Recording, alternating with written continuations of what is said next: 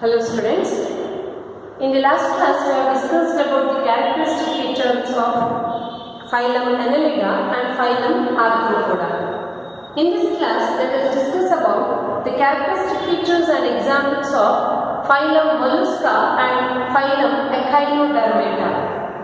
First we will discuss about the characteristic features of phylum Mollusca. Phylum Mollusca. The next phylum is Mollusca. Mollusk is nothing but mollis means soft. Mollis means soft. Phylum Mollusca is the second largest phylum in the animal kingdom. The first largest kingdom in the animal kingdom is phylum Arthropoda.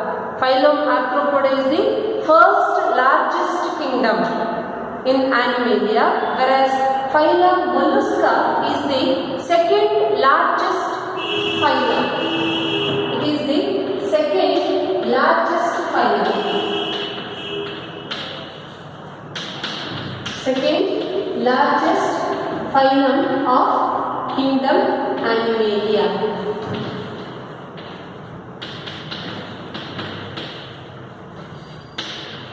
Second largest phylum of kingdom Animalia is the phylum Mollusca.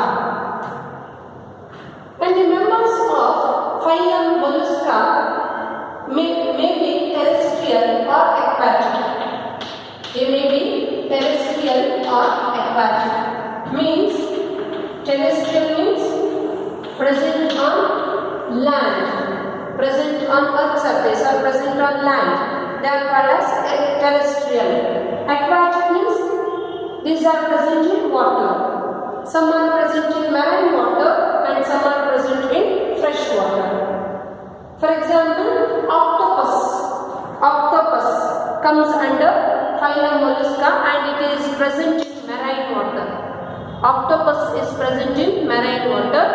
In fresh water also some mollusca or some members of mollusca like freshwater mussels are present. Freshwater mussels are present in freshwater, whereas octopus is present in marine water. The members of phylum Mollusca exhibit organ system level of organization. They exhibit organ system level of organization and they are triploblastic. They exhibit organ system level of organization and they are triploblastic. Triploblastic means having three embryonic germ layers such as outer ectoderm, middle mesoderm and inner endoderm. They are bilaterally symmetrical. They are bilaterally symmetrical. That means they exhibit bilateral symmetry. Bilaterally symmetrical or they exhibit bilateral symmetry. Bilateral symmetry means when an organism can be divided into identical left and right halves only in one plane. Then that is called as bilateral symmetry. And they are coelomates. They are coelomates. Coelomates means body cavity is present between body wall and gut wall, and this body cavity is completely lined or covered by mesoderm. That is called as coelom. Animals having coelom or exhibiting coelom are called as coelomates. Molluscans are coelomates. And body is unsegmented. Body is unsegmented. This point is same in case of Annelida, Arthropoda and Mollusca. But the difference is Annelida and Arthropoda body is segmented. Body of annelids and arthropods is segmented, whereas the body of molluscans is unsegmented. unsegmented body. The remaining points, both Annelida, Arthropoda and Mollusca, all the three phylum exhibits organ system level of organization. They are diploblastic, coelomates and bilaterally symmetry, or they exhibit bilateral symmetry. And the difference is Annelida and Arthropoda are having segmented body, whereas the phylum Mollusca, they are the members of phylum Mollusca are having unsegmented body. And in case of molluscans, body is divided into three parts, such as head, muscular foot and visceral hump. Head, muscular foot and visceral hump. Body of the molluscans divided into three parts, such as head, muscular foot and visceral hump.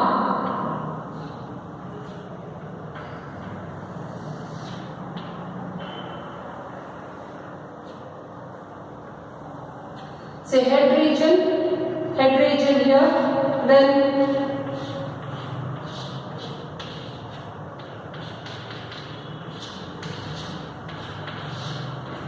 head region, muscular foot region and here visceral hump.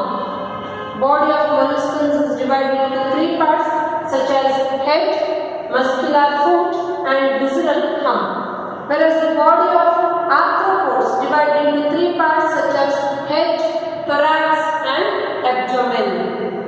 Here, over the visceral hump, there is a soft spongy layer called mantle is present. Over the visceral hump, soft and spongy layer. Soft and spongy layer. That is called mantle. Soft and spongy layer called mantle is present over the visceral hump. Over the visceral hump means here. Over the visceral hump, mantle is present. Mantle is the soft and spongy layer. What is mantle? Important for 1 mark. Then the space between the visceral hump and mantle. The space between visceral hump and mantle is called as mantle cavity. Space between visceral hump and mantle. There is a space between visceral hump and the mantle, and that space is called as mantle cavity. And that mantle cavity contains gills. Mantle cavity. Here, so this is the visceral hump. Consider it's a visceral hump. And this is the mantle. And here, space is present, and that space is called as mantle cavity. And that mantle cavity contains feather-like gills. The main function of gills is respiration and excretion. Respiration and excretion is the function of feather-like gills.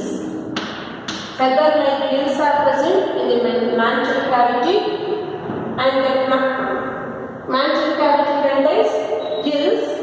Gills are helpful in respiration and excretion. Respiration is exchange of gases.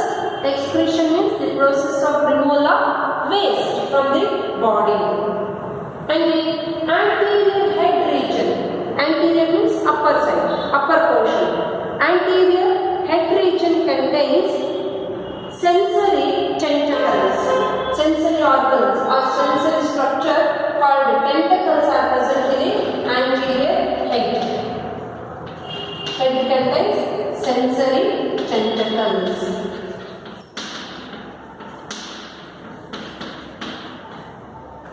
Head region contains sensory tentacles. Then mouth. Mouth of the molluscans contains file-like rasping organ called radula. In the mouth, file-like rasping organ is present, that is called radula. And that radula is helpful for feeding. Means like tongue. It behaves like tongue. In the mouth, file-like rasping organ is present, and that rasping organ is called as radula, that helps in feeding. Feeding is nothing but intake of food. Radula is helpful for feeding.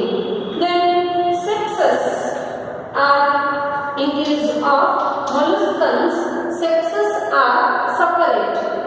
Sexes are separate. That means we can identify the male molluscans and female molluscans. Means single individual contains one type of reproductive structure, either male or female. Sexes are separate and they are oviparous. Oviparous means egg laying. Oviparous means which lays egg. Egg laying organisms are called as oviparous. Molluscans are oviparous and their sexes are separate. Then fertilization. Fertilization is nothing but fusion of male and female gametes. Fertilization may be internal or external. Fertilization may be internal or external. Then development is direct or indirect. Development is direct or indirect. Some exhibits direct type of development and some molluscans exhibit indirect type of development. Then examples. Examples for phylum Mollusca. Examples: Phyla, apple snail, or Phyla. Scientific name of apple snail is Phyla. That comes under molluscans. Then octopus. Octopus also comes under phylum molluscans. Then cuttlefish or sepia or cuttlefish or Pinctada, which comes under phylum Mollusca. Other examples: Pinctada, sepia or cuttlefish, etc., which comes under phylum Mollusca. This is about the characteristic features and examples of phylum Mollusca. Next phylum is phylum Echinodermata. Next phylum is Echinodermata.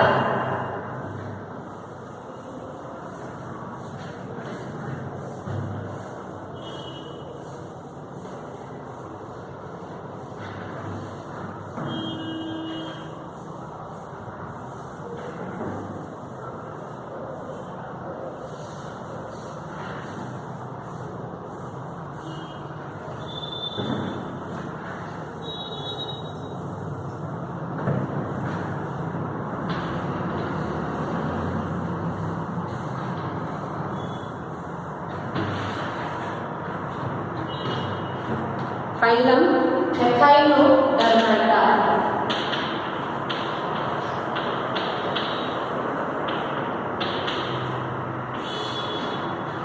Phylum Echinodermata includes spiny-skinned animals. Echinodermata. Echino means spiny, thorn-like, or spiny-skinned animals. Spiny-skinned animals. For example, starfish. You might have seen this body structure of starfish or skin of the starfish. Spiny skinned animals which contains thorn-like or spines-like skin. Spiny bodied animals or spiny skinned animals were placed under phylum Echinodermata. And the organisms or animals which were grouped under phylum Echinodermata contains endoskeleton, which contains endoskeleton. Endo means inside. Endoskeleton made up of calcareous ossicles. These animals possess endoskeleton made up of calcareous ossicles. Endoskeleton made up of calcareous ossicles. And these organisms are present in marine water. They are present in marine water. Marine water means salt water in sea or in ocean. They are present in marine water. Then they exhibit organ system level of organization. They exhibit organ system level of organization, and they are triploblastic.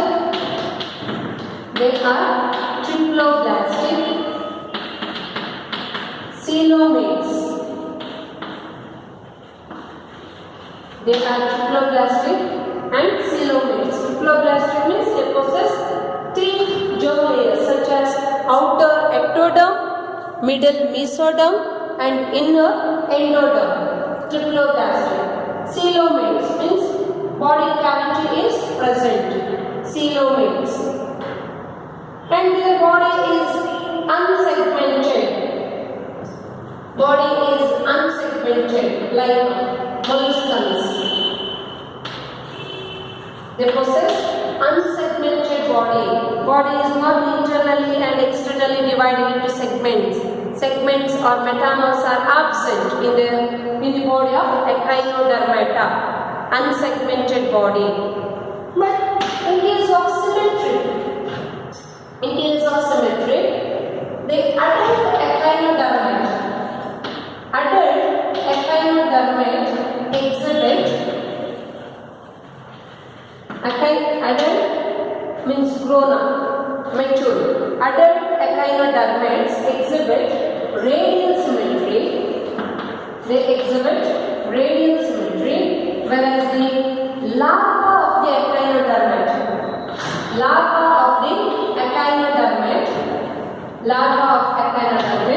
exhibit bilateral symmetry. It is important for 1 mark. Adult echinodermates exhibit radial symmetry, whereas the larva of the echinodermate exhibits bilateral symmetry. It is also important for competitive exams. 1 mark, important for 1 mark. Adult exhibit radial symmetry, larva exhibit bilateral symmetry. Then, in case of Echinodermata, complete digestive system is present. Digestive system is complete. Complete digestive system is having 2 openings. Digestive system having 2 openings. One is mouth and another one is anus. Or one opening is meant for the intake of food, whereas the another opening is meant for the removal of undigested or unabsorbed waste food. That is called complete digestive system having 2 openings. And here the mouth is present on the ventral side of the body, whereas anus is present on the dorsal side of the body. In case of Echinodermata, mouth is present on ventral side of the body, anus is present on dorsal side. Ventral means front side. Dorsal means back side. Means mouth and anus both are present digestive system is called complete digestive system. Then the unique or important characteristic feature of echinodermata is the presence of water vascular system. Presence of water vascular system is the unique character or important characteristic feature of phylum Echinodermata is the presence of water vascular system. In case of phylum Porifera, water canal system or water transport system is present.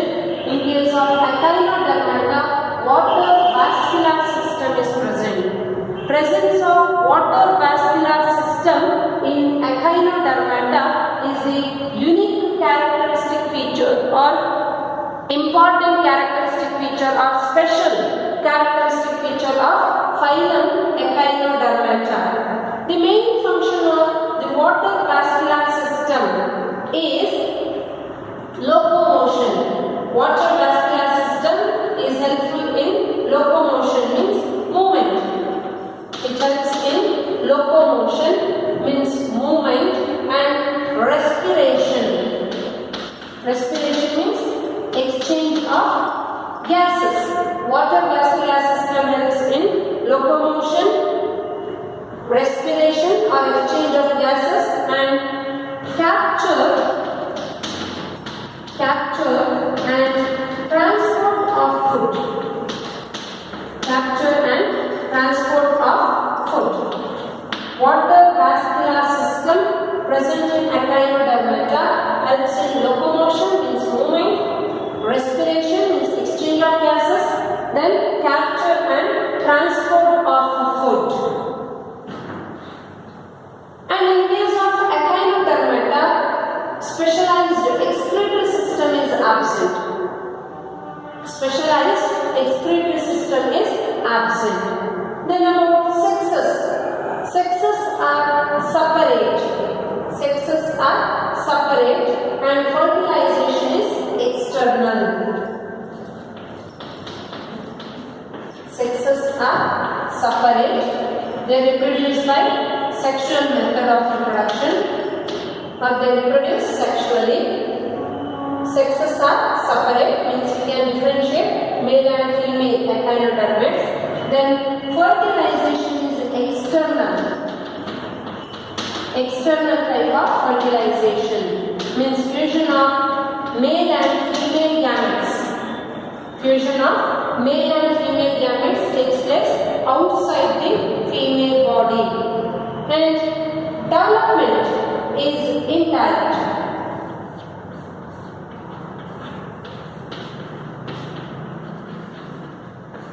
Development is indirect. Fertilization is external. Sexes are separate and development is indirect, because in case of Echinodermata, they are having free swimming larva stage. They exhibit free swimming larva stage, hence the development is called indirect. Indirect type of development. Example, Asterias, starfish. Asterias, Echinus, Cucumeria, etc. Asterias is nothing but starfish, Echinus, Cucumeria, Antedon, etc. are examples of phylum Echinodermata. This is about the characteristic features and examples of phylum Echinodermata. In next class, we will discuss about the characteristic feature of Hemichordata and about phylum Chordata. Thank you.